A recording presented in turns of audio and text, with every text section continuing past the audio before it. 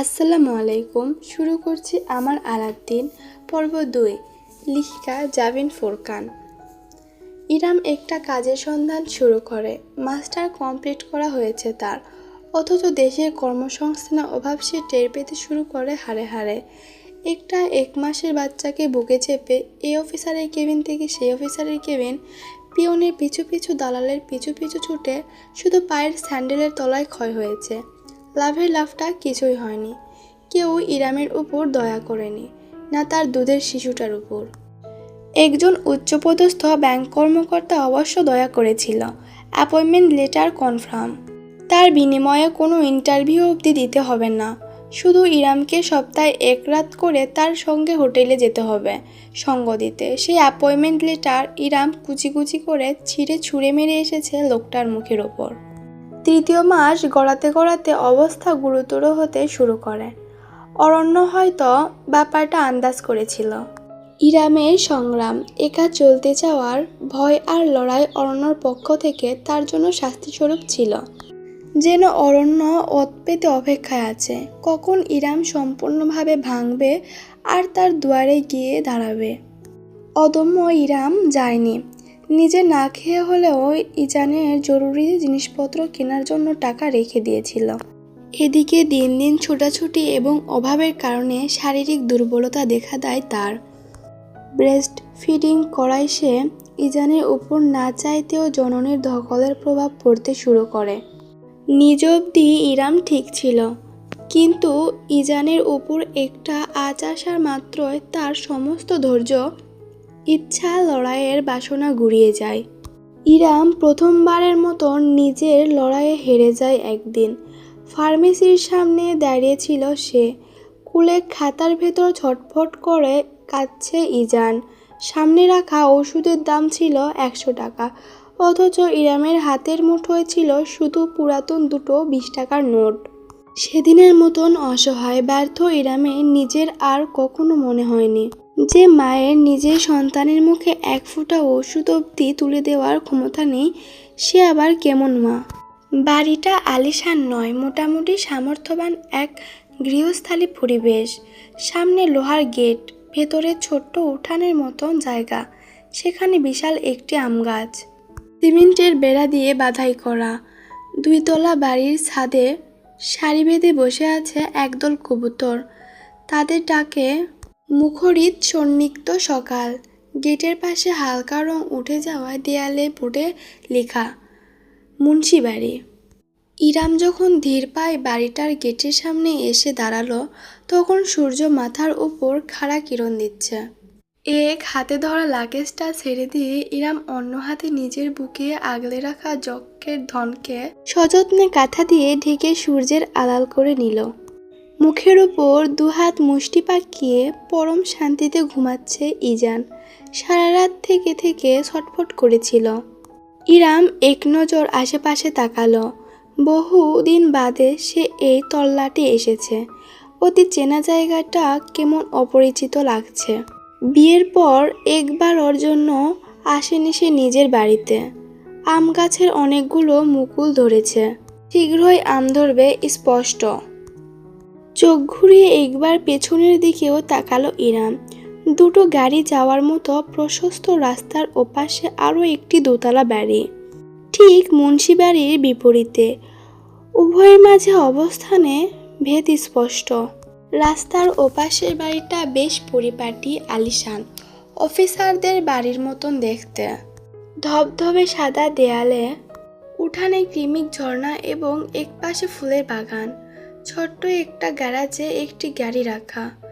মূল ফটকাটাও সোনালি রঙের ধাতুতে গড়া, সূর্যের আলো প্রতিফলিত হয়ে চিকচিক করছে। মার্বেল পাথরের দেয়ালে গচিত গোটা গোটা অক্ষর। ডাক্তার সামিয়া মুন্সি, AKM আহমদউদ্দিন, মুন্সিবাড়ির এবং ওই বাড়িটার মাঝে অভিজাতের বিভাত পরিষ্কার। ওটা ইরামের খালার বাড়ি, যে বাড়িতে বহু বছর যাবৎ তার পা রাখা হয়নি। মাথা ঘুরিয়ে নিজেকে শক্ত করে ইরাম এক হাতে লাগেজে টেনে মুন্সিবাড়িতে ঢুকে পড়ল। বাড়ির দরজাটা চাপিয়ে রাখা, আশেপাশে কাউকে দেখাও যাচ্ছে না। তাই ইরাম নিঃসন্দেহে সিঁড়ি বেয়ে উঠে এসে ভেতরে ঢুকলো। বসার ঘরটা আগের মতোই আছে, বিশেষ পরিবর্তন হয়নি, তবে ফার্নিচার এবং শোপিসে বেশ নতুনত্ব এসেছে। ইরাম থাকতে ব্যবহার করা পুরাতন সামগ্রী সরিয়ে ফেলা হয়েছে, তাতে সন্দেহ নেই। নতুন চিকচিক কাপড়ে মোড়া সোফার গদিতে বসে আছে 1 বছর চারেকের বাচ্চা ছেলে। তার যমজ ভাই খালি গায়ে শুধু হাফ প্যান্ট পরে বাড়িময় দৌড়ে বেড়াচ্ছে। পিছু পিছু যাচ্ছে ঢলা টি শার্ট আর ট্রাউজার পরনে এক রমণী। হাতে ভাতের থালা, ছেলেদের খাওয়াতে ছোটখাটো একটা যুদ্ধে লিপ্ত হয়েছে সে। ইরাম একটা প্রশ্বাস টানল। তার নরম গলায় বলে উঠল, আসসালামু আলাইকুম মিথিলা, কেমন আছো? তার কণ্ঠ শুনতে মিথিলা নামক রমণী থমকে গেল, বিস্ময় নিয়ে তাকালো। ক্ষণিকের জন্য ইরাম ওই চোখ জোড়ায় ভীষণ দেখল, যা পরমুহূর্তে ডুবে গেল শীতল অভিব্যক্তিতে। ওয়ালাইকুম আসসালাম আপু, হঠাৎ সারপ্রাইজ? আসুন বসুন। রোহান সরো, তোমার ফুপ্পিকে বসতে দাও। সোফায় থাকা ছোট্ট বাচ্চাটা ততক্ষণাৎ লাফিয়ে নেমে পড়ল। ইরাম মুচকি হেসে রোহানের মাথায় হাত বুলিয়ে দিয়ে সোফায় বসল। লাগেজটা একপাশে রাখল। সরাসরি না তাকালেও খেয়াল করল মিথিলা বাঁকা দৃষ্টিতে লাগেজটার দিকে দেখছে। ছেলেদের খাওয়ানোর আপাতত বিরতি দিয়ে মিথিলা রান্নাঘরে ভেতরে চলে গেল। 2 মিনিটের মাথায় ফিরে এলো 1 গ্লাস শরবত এবং বিস্কুটের ফ্রিজ নিয়ে। ইরাম তখন ইজানকে সাবধানে সোফার একপাশে শুয়ে টিস্যু দিয়ে নিজের মুখ মুছে নিচ্ছিল। সুতির শাড়ি পরলেও গরমে খানিকটা ঘেমে গিয়েছে। থ্যাঙ্ক মিথিলা, বলে সে শরবতটা তুলে নিল। মিথিলা অন্য পাশে সোফায় বসে নিজের দামি স্যামসাং ব্র্যান্ডের ফোন তুলে কিছু করতে জানালো। রাহাত তো অফিসে, আর ইহান কলেজে, ক্লাস টেস্ট আছে বলল। আচ্ছা সমস্যা নেই, আসুক ওরা ওদের সময় মতো। ও, আপনার তাহলে তাড়া নেই, ভালোই হলো। তবে মুখে বললেও মিথিলার চেহারায় বিতৃষ্ণটুকু ইরামের নজর এড়ালো একটুও। ঠিক এই আশঙ্কাটাই করেছিল সে, নিজেকে কেমন ছোট মনে হচ্ছে, অথচ আপাতত তাছাড়া আর দ্বিতীয় কোনো উপায় নেই। সকালের কাহিনী গড়িয়ে দুপুর হয়ে গেল। মিথিলা রান্নাঘরে ব্যস্ত সময় কাটিয়েছে। মুরগি এবং ইলিশ মাছ ভেজে সঙ্গে পোলাও। ইরাম তাকে সাহায্যের আবেদন জানালেও সে নাকচ করে দিয়েছে। মেহমানদের দিয়ে নাকি কাজ করাতে হয় না। অনায়াসে বাড়ির সদস্যকে মেহমান হিসেবে সম্বোধন করা বিষয়টা ইরামের আত্মসম্মানে ঘা দেওয়া প্রতিবাদ করল না সে, বরং মিথিলার যমজ 2 ছেলেকে সুন্দর মতো খাইয়ে দিল। যারা মায়ের কোলে খেতে চায় না তারা ঠিকই ফুপ্পির কোলে বসে অত্যন্ত আদরে গদগদ হয়ে খাবার নিয়ে নিল। মিথিলা আর চোখে দেখল, কোনো মন্তব্য করল না। রান্না বান্না শেষ হয়ে গেলে গোসল সেরে সালোয়ার কামিজ পরে নিচে এলো মিথিলা। ছেলেদের ভরা পেটে ঘুম পাড়িয়ে রেখে এসেছে, অথচ ইরাম তখনও বসার ঘরে সোফায় বসে আছে। তাকে ভেতরে রুমে গিয়ে কাপড় বদলানোর কিংবা বিশ্রামের কোনো আহ্বান মিথিলা জানাবেও না।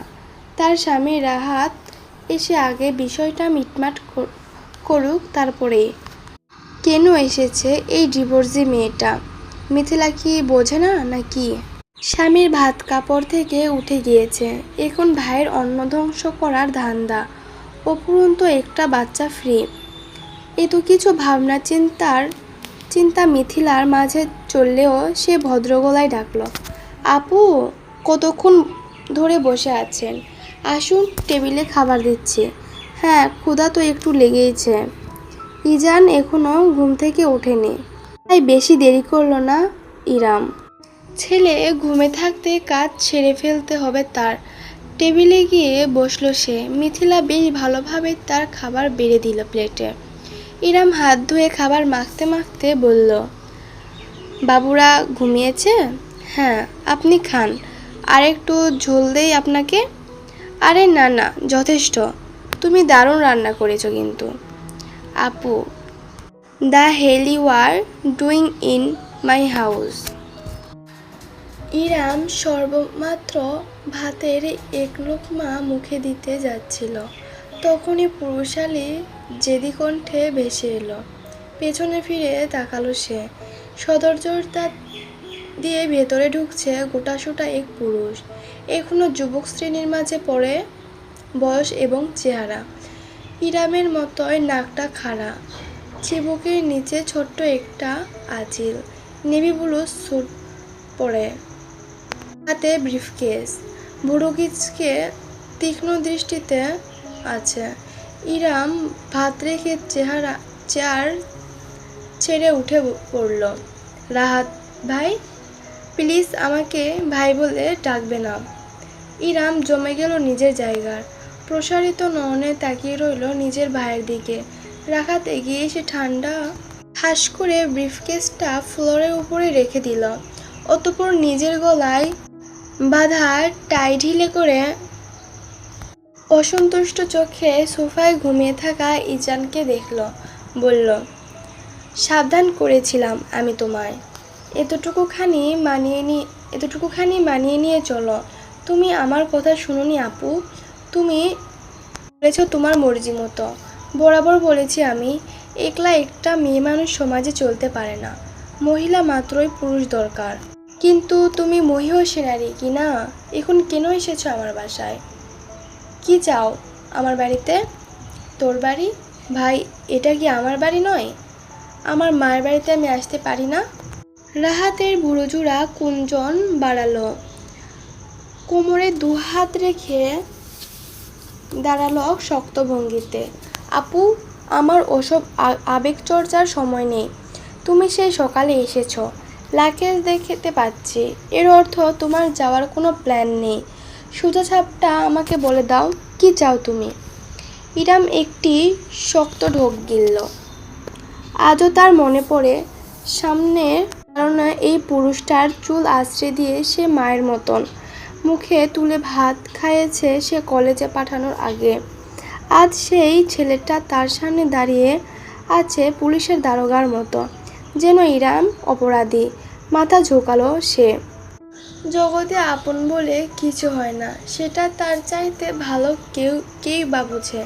চোখের পানি আসতে চাইলেও তার রুখে খানিকটা হিমশীতল দৃষ্টিতে সামনে তাকায় ইরাম।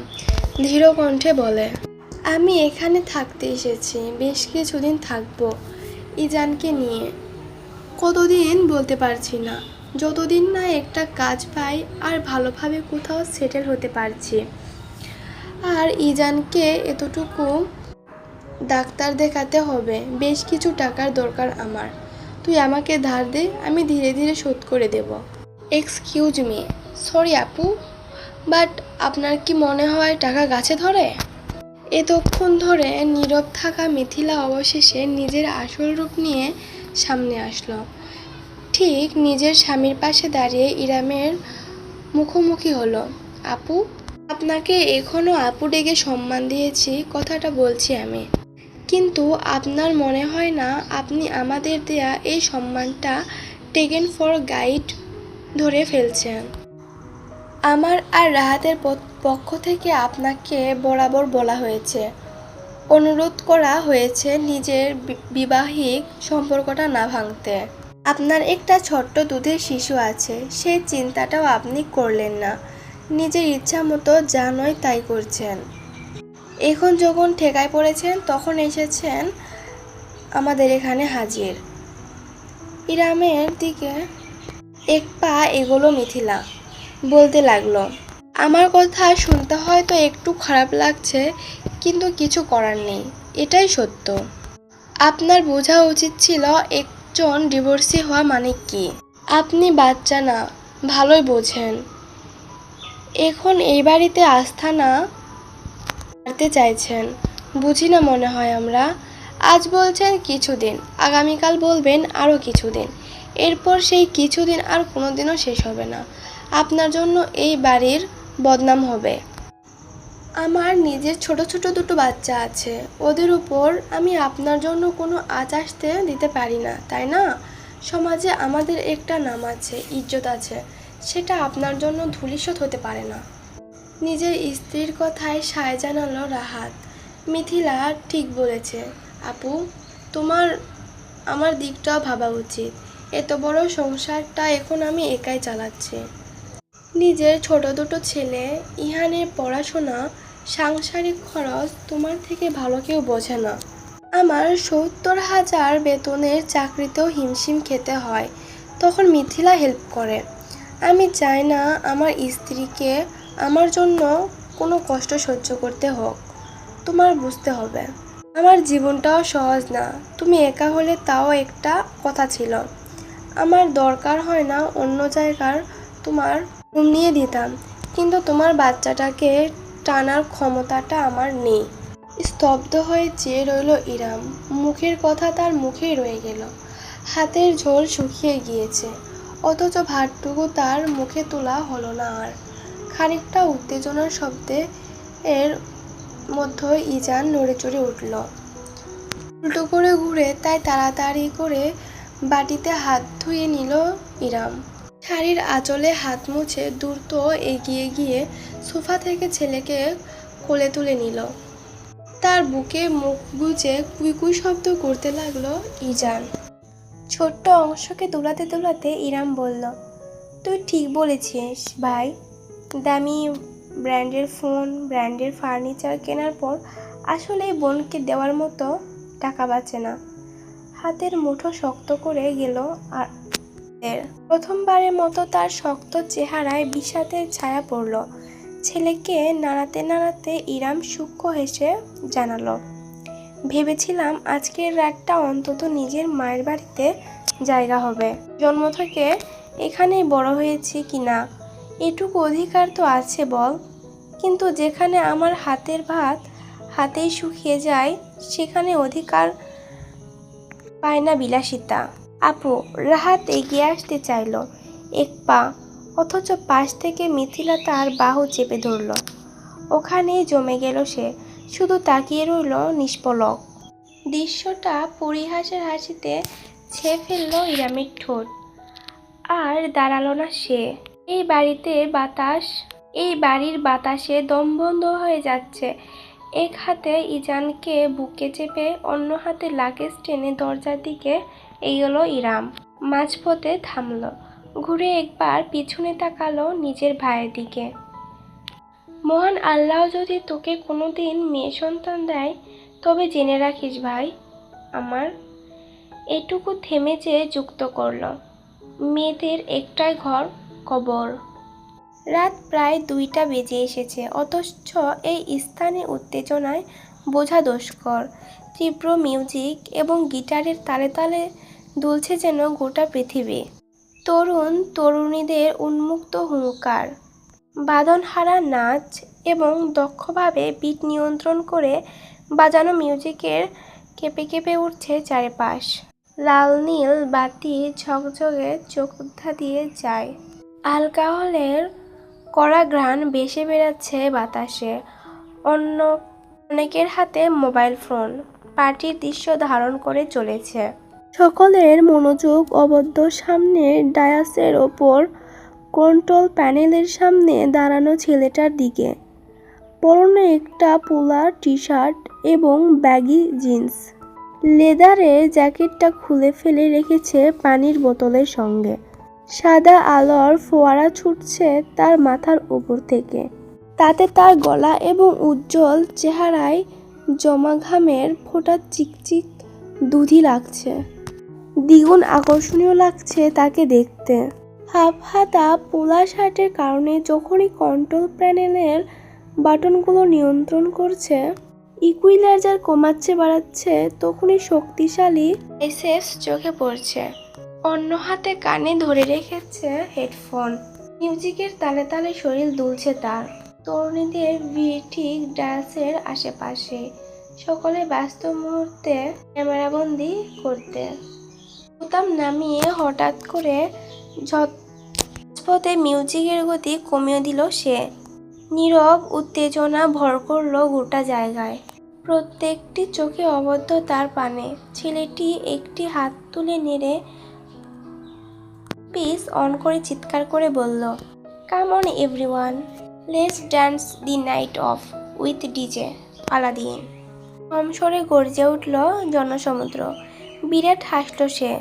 তাতে মারির দুপাশে থাকা দুই সুশালো দাঁত নজরে পড়ল, তীক্ষ্ণ সুচালু। অন্যরকম একটা আবহের প্রকাশ ঘটায় তা। আরেক দফায় চেঁচিয়ে উঠল সে, yes DJ Aladdin, DJ Aladdin, come on yeah. এবার বিটটা ড্রপ করল সে। বিকট জোরালো আওয়াজে বুক কেঁপে উঠল। সঙ্গে সহস্র মানুষ লাফিয়ে উঠল উন্মুক্ত উত্তেজনায়। এত কিছুর মাঝেও নিজের পকেটে ভাইব্রেট হতে থাকা ফোনটার অস্তিত্ব ঠিকই টের পেল সে। বোর্ডে মিউজিক কন্টিনিউ রেখে হেডফোন নামিয়ে আপন মনে দ্রুত ফোন রিসিভ করলো সে। হ্যাঁ মম, এখনো শো শেষ হয়নি, বাড়িতে আয়, তোর সাথে জরুরি আলাপ আছে। তুমি কি বলছো? আমি কিচ্ছু শুনতে পাচ্ছি না। Okay now, good night, most gorgeous mom on planet earth, sleep time and never call me back, love you. ফোনটা কেটে দিল সে। এক পাশে ছুঁড়ে ফেলে নব উদ্যমে কাজে মনোযোগ দিল সে। যত বিট বাড়ালো ততই বাঁধনহারা হয়ে নেচে উঠল গোটা জগৎ। ডিজে আলাদিন, আসল নাম সাইবান আলাদিন। প্রফেশনের ক্ষেত্রে আলাদিন টাইটেলটাই ব্যবহার করতে বেশ স্বাচ্ছন্দ্য বোধ করে সাইবান। অন্য নামটা শুধুমাত্র কাছের মানুষদের জন্যই বরাদ্দ। তার অন্য নামটার জন্য অবশ্য সব সময় বন্ধু মহলে খোঁটা খেয়ে এসেছে সে। এই যেমন আজ শোয়ের পরপরই যখন ডাফল ব্যাগ হাতে বেরিয়ে আসলো, তখন সামনে থেকে ডাক ছুটে এলো, কিরে আলাদিন, তোর চেরাগ কই? রাস্তার ধারে পার্ক করে রাখা গাড়ির বটনের ওপর বন্ধুদের আড্ডা জমেছে। পা এলিয়ে বাংলার শেষ নবাবের ভঙ্গিতে শুয়ে আছে নীরব। আর শিষ্য আফনান নিজের বিরাট দাঁত কেলাচ্ছে। গ্রুপের তুলনামূলক ভদ্র সদস্য অনুরাগ বাড়ির দরজায় হেলান দিয়ে দাঁড়িয়ে আছে। আরও কয়েকজন ছেলে আছে যারা মাঝে সাঝে সাথে থাকলেও ঠিক উল্লেখ করার মতন বন্ধু নয়, বিশেষ কাছের এই কয়েকজনে। সাইবান নিজের আধভেজা চুলে আঙুল চালিয়ে গাড়িটার কাছে এসে দাঁড়ালো। একেবারে তর্কিতে সপাস করে আফনানের পেছনে চটাস চটাস দুটো বসিয়ে বাঁকা হেসে বলল, যে আফনানের পেছনে ভরে দিয়েছি, খুঁজে দেখবি? তিন তৌবা, তিন তৌবা, তিন তৌবা, কে উঠল নীরব। অপরদিকে নিজের পেছন ডলতে ডলতে আফনান আঙুল তুলে অভিযোগ জানালো, আমি শিওর এই ব্যাডার জেন্ডারে প্রবলেম আছে। তোরা লিখে রাখ আমার কথাটা। সে শরীরের ভেতরে আসলে ও একটা ভাইয়াপু। দাঁতে ঠোঁট কামড়ে আফনানের উপর ঝুঁকে এলো সাইবান। ঘাড়ে চিবুক রেখে বন্ধুর চোখে চোখ তাকিয়ে হঠাৎ করে তর্জনী তুলে ছুঁয়ে দিল সে আফনানের কপাল। সেই লম্বাটে আঙুল বয়ে নামলো ঘাড় অব্দি। তো আজকে এই ভিডিওটা এই পর্যন্ত। সবাই ভালো থাকবেন, আল্লাহ হাফেজ।